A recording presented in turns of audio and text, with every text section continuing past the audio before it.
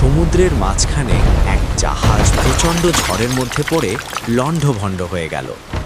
সেই জাহাজের বেঁচে যাওয়া এক যাত্রী ভাসতে ভাসতে এক নির্জন দ্বীপে এসে পৌঁছাল। জ্ঞান ফেরার পর প্রথমেই সে আল্লাহর কাছে প্রাণ খুলে ধন্যবাদ জানালো তার জীবন বাঁচানোর জন্যে।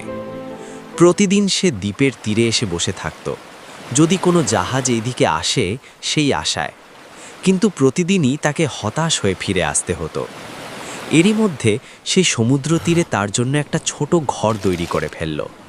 সমুদ্রের মাছ ধরে এবং বনে থেকে ফলমূল শিকার করে সে বেঁচে থাকল। এরই মধ্যে সে একদিন খাবারের খোঁজে বনের মধ্যে গেল। বন থেকে সে যখন ফিরে এলো তখন দেখল যে তার রান্না করার চুলা থেকে আগুন লেগে পুরো ঘরটি ছাই হয়ে গিয়েছে এবং তার কালো ধোঁয়ায় আকাশ ভরে গিয়েছে। লোকটি চিৎকার করে উঠল, হায় আল্লাহ, তুমি আমার ভাগ্যে এটাও রেখেছিলে। পরদিন সকালে এক জাহাজের আওয়াজে তার ঘুম ভাঙল। জাহাজটি সেই দ্বীপের দিকে তাকে উদ্ধার করার জন্যই আসছিল। সে অবাক হয়ে বলল, তোমরা কিভাবে জানলে যে আমি এখানে আটকা পড়ে আছি? জাহাজের ক্যাপ্টেন জানালো, কেন, তোমার জ্বালানো ধোঁয়ার সংকেত দেখে। যখন আমরা খুব বিপদে পড়ি তখন আমরা প্রায় সবাই হতাশ হয়ে পড়ি। আমরা ভুলে যাই উপরে যিনি বসে আছেন তিনি উত্তম পরিকল্পনাকারী।